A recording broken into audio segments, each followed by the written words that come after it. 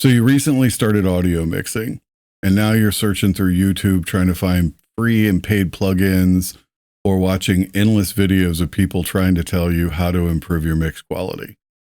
Don't go anywhere. I was where you were a year ago, and I have a few tips that I think will save you a lot of time and frustration. The last one, I don't think you'll find anywhere else on YouTube.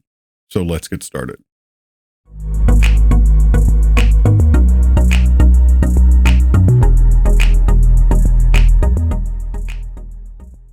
I started making drum covers about 5 years ago.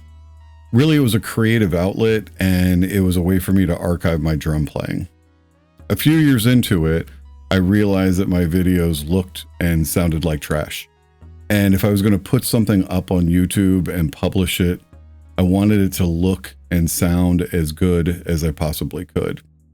So I immediately jumped onto YouTube and started watching tutorials on how to make that happen.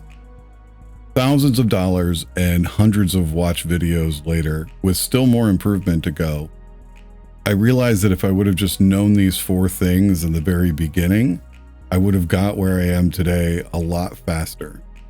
I fell into all of these traps, and so I'm hoping that I can save you from making some of the same ones. My first tip is starting at the source. If you didn't start your journey by watching videos on how to properly record your instrument, you should probably go back and start there. The common phrase used is garbage in, garbage out, and there isn't a video on YouTube that's going to show you how to save a poor recording. Before you open up your DAW, you should really learn about the proper mic for your application, proper miking techniques, tuning your instrument, and gain levels.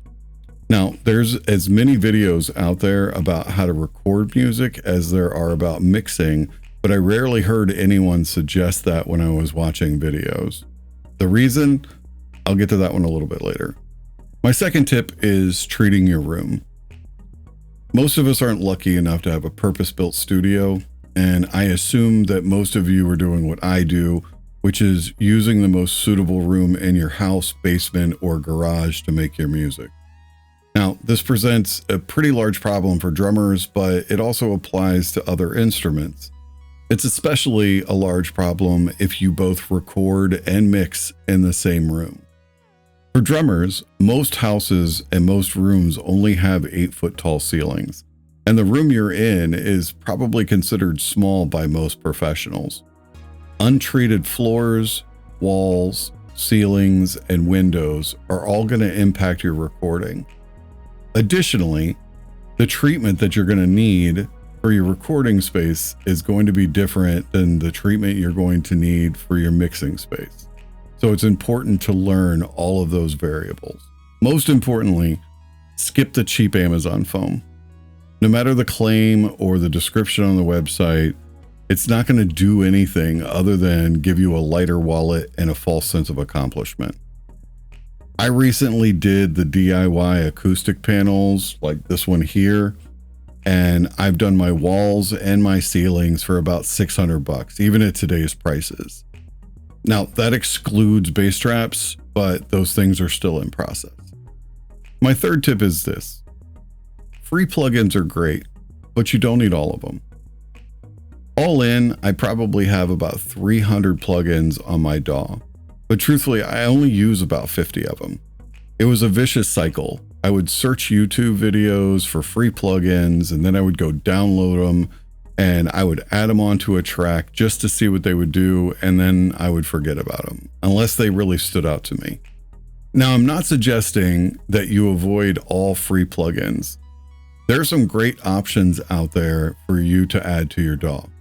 What I am suggesting is that you figure out what plugins you need for your particular application, and then keep 2 to 3 in each category. Most times, all you're going to need is a good compressor, a good EQ, a clipper, a limiter, and a good reverb. And the stock plugins on your DAW probably have everything you need. Now, the paid plugins I'm going to save for my last tip. My last tip is this. Know who you're taking your advice from before you invest too much time or money. Let's face it, Most YouTube creators are doing this for money.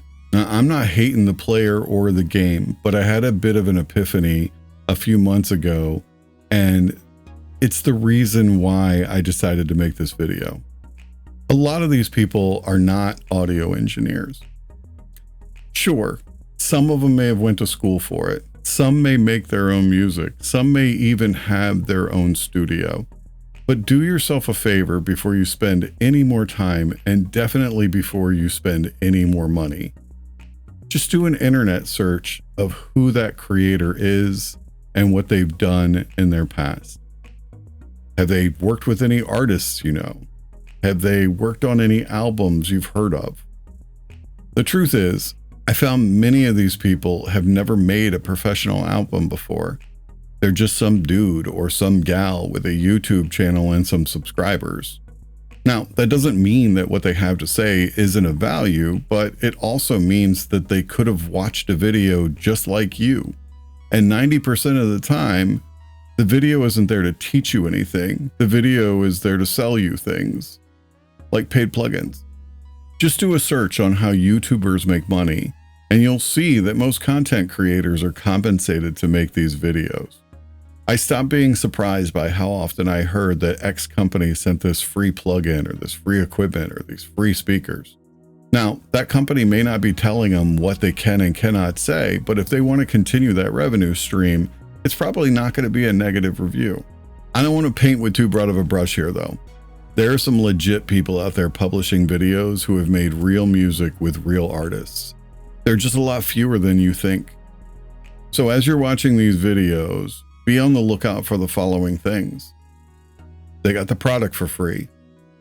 They have a commercial in the middle of their video. They have their own Do It Awesome tutorial link in the description, or they're asking you to join their Patreon, their email list, their newsletter, or whatever. Now, I don't make a lot of these types of videos, but if you want any more no bullshit advice on any of the things I talked about, if you want me to expand on any of the tips that I've shared here, if you want me to give you a list of the content creators that I think are worth listening to, drop a comment below. I'm not a professional audio engineer, but I do promise you that I have nothing to sell. Be good to each other. See you later.